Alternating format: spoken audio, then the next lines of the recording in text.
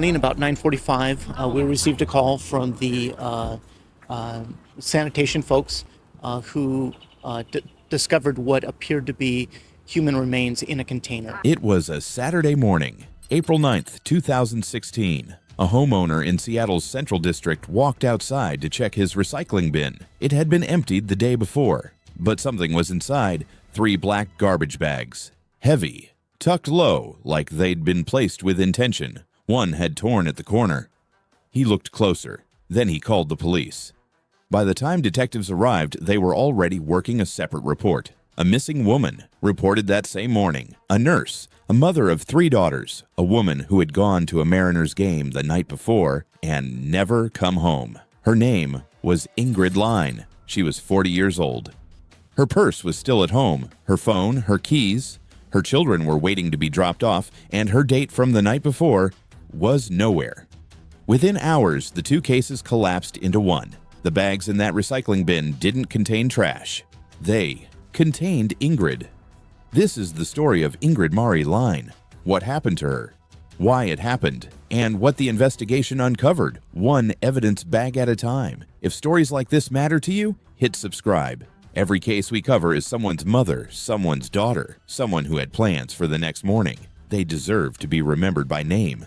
Ingrid Mari Lyne was 40 years old. She lived in Renton, Washington, a quiet suburb just south of Seattle, and she was, by every account, the kind of person a community feels lucky to have. She was a registered nurse at Swedish Medical Center, one of the more respected healthcare systems in the Pacific Northwest. The kind of place where the work is hard and the patients remember you by name. Ingrid was that nurse.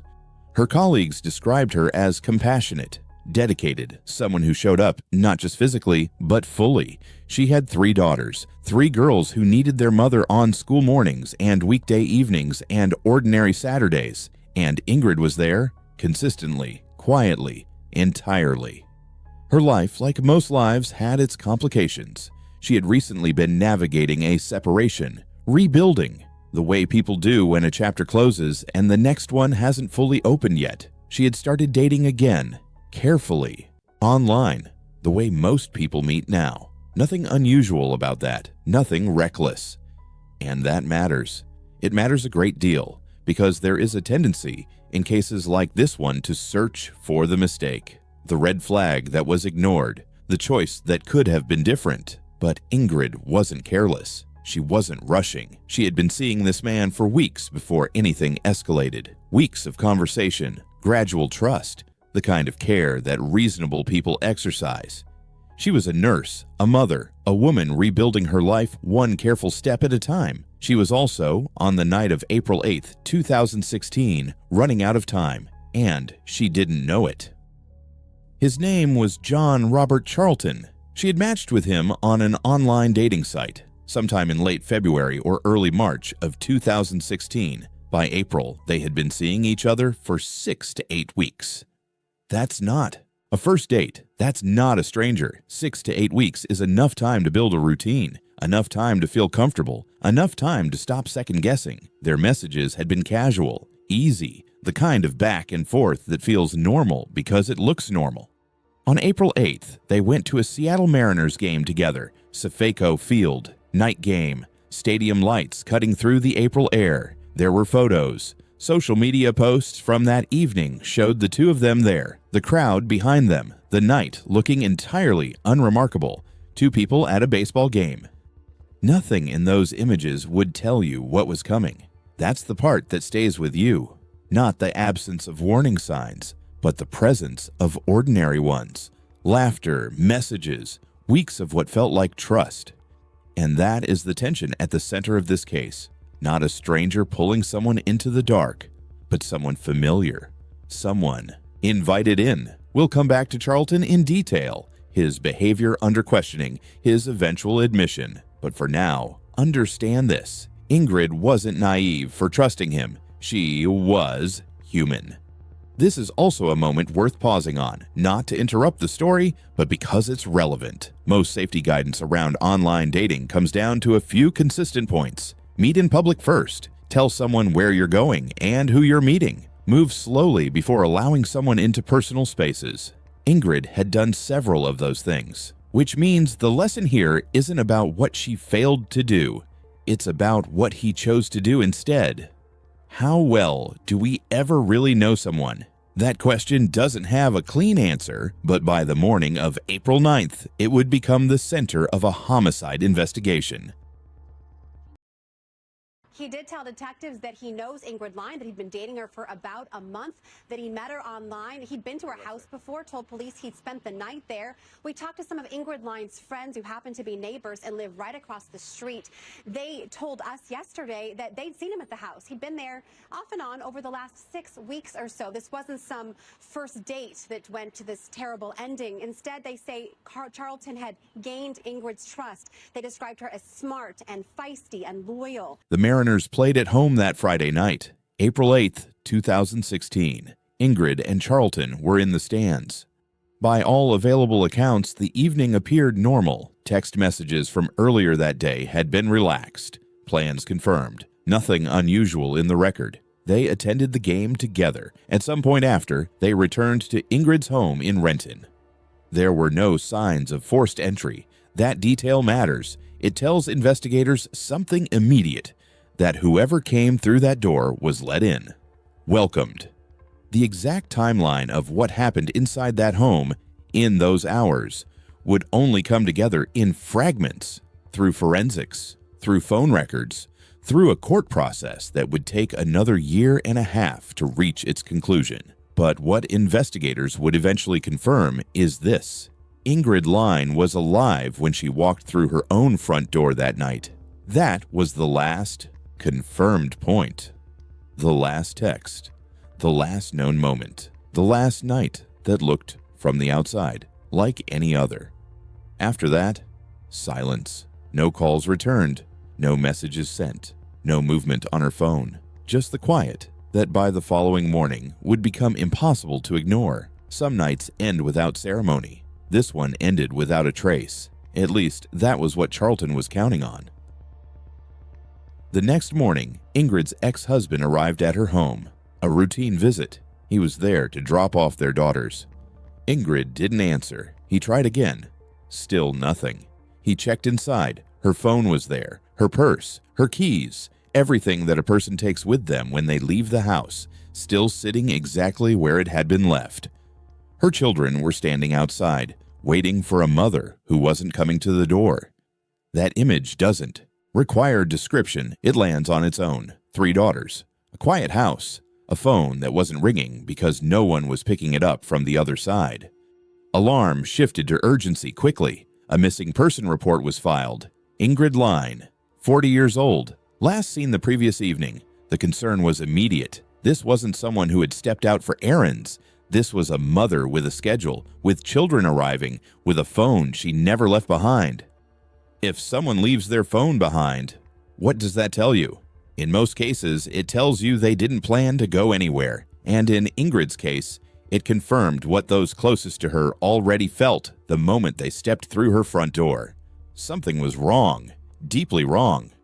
Detectives were now working 2 things simultaneously: a missing person report filed that morning and a call that had just come in from across the city. Morning, about 9:45, we received a call from the sanitation folks who discovered what appeared to be human remains in a container. Homeowner in Seattle's Central District stepped outside on the morning of April 9th. Routine, unremarkable, until it wasn't.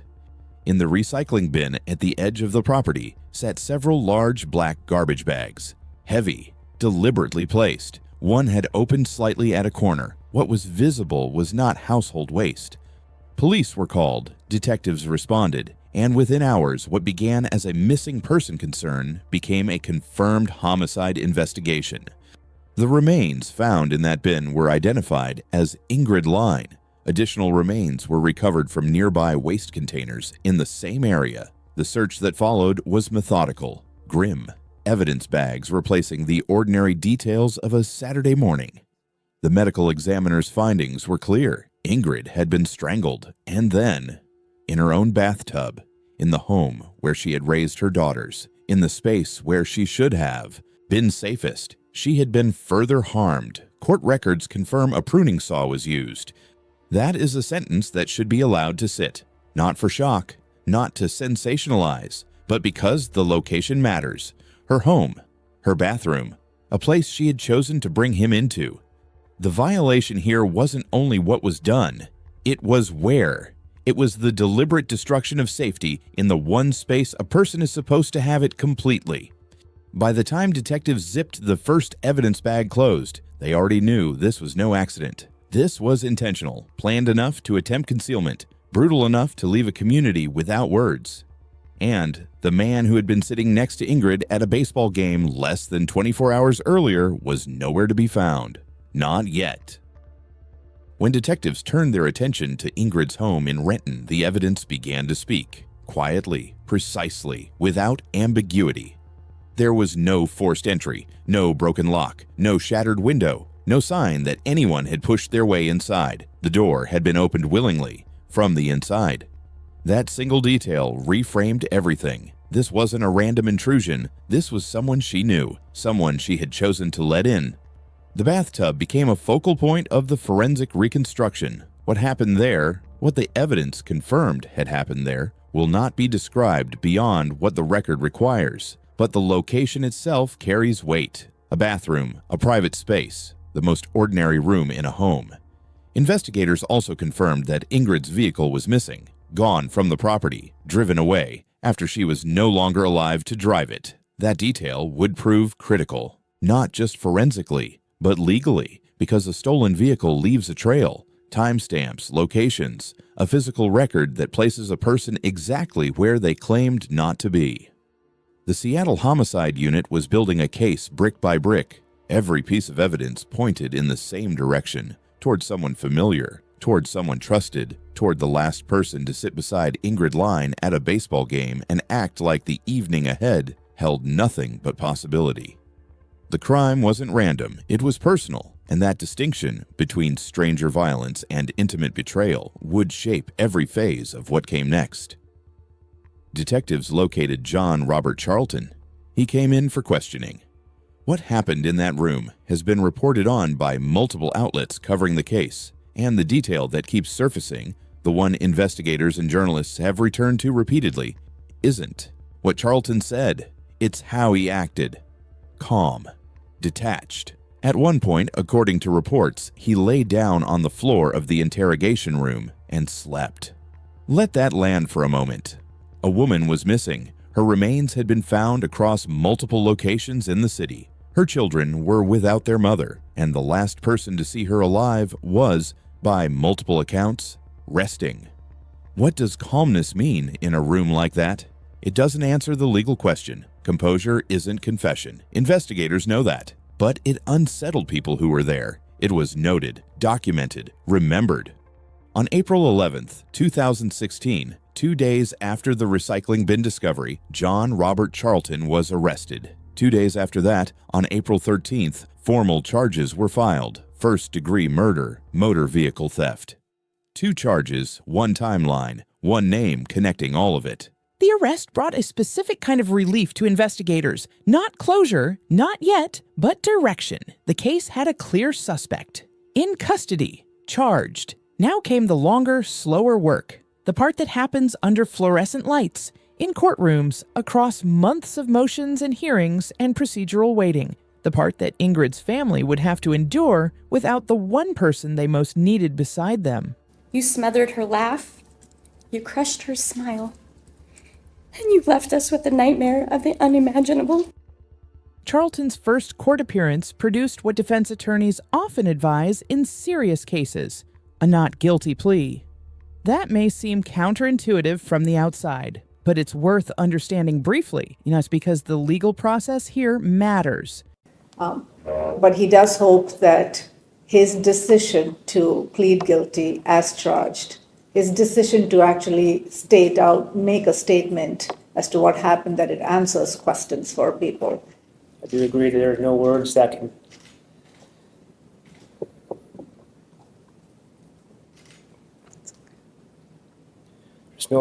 alleviate the pain that I've caused.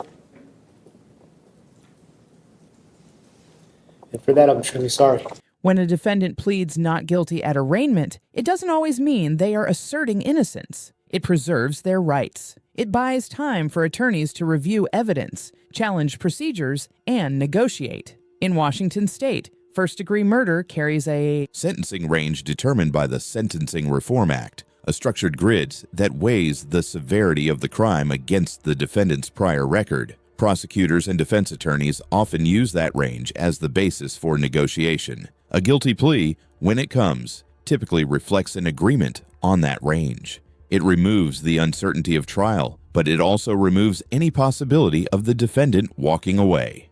For Ingrid's family, the months between Charlton's arrest and his eventual plea were a sustained kind of wait. Hearings, continuances, legal filings that extended the timeline without advancing it. Grief does not pause for court schedules.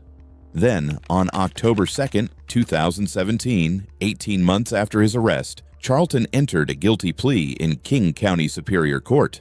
First-degree murder confirmed. He admitted to strangling Ingrid in her home after their date that night. He admitted to taking her vehicle. He admitted to the concealment that followed. No trial, no cross-examination, no drawn-out spectacle, just admission, delivered in a courtroom, recorded in the permanent record, accountability delayed, but not denied. January 5, 2018, King County Superior Court. John Robert Charlton stood to receive his sentence. The number handed down was 333 months, 27 years, 9 months. The vehicle theft charge ran concurrently, folded into the larger sentence rather than added on top of it. Before the sentence was formally entered, the court heard from those Ingrid had left behind, victim impact statements.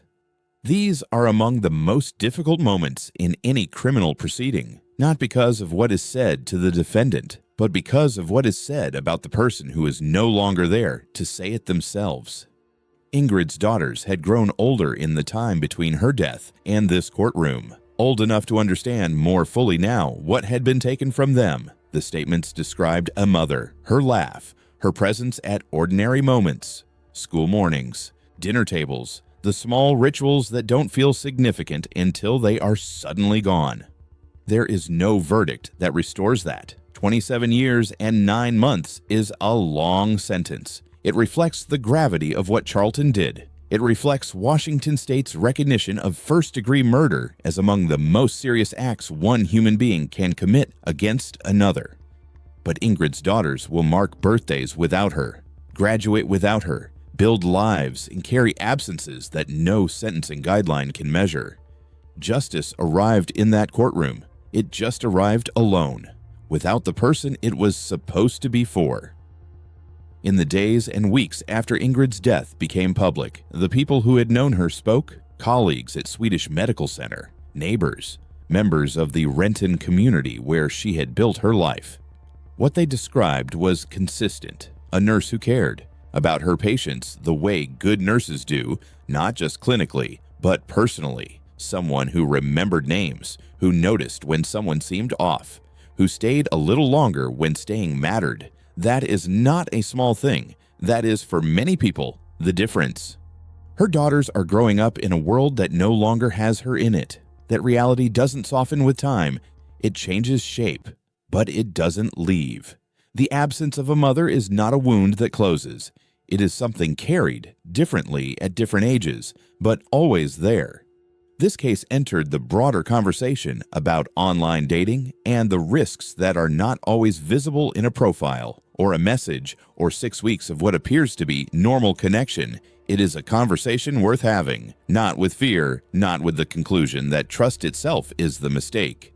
Because that would be the wrong lesson. Ingrid trusted carefully. She moved slowly. She did what reasonable people do when they are trying to start something new.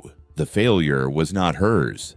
The failure belonged entirely to the man who made a choice, a deliberate one, in a home he had been welcomed into. Trust is not weakness. Betrayal is a choice.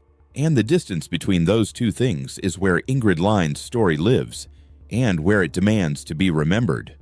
She was a nurse, a mother, a woman who showed up for the people around her every day without hesitation. She deserved to come home.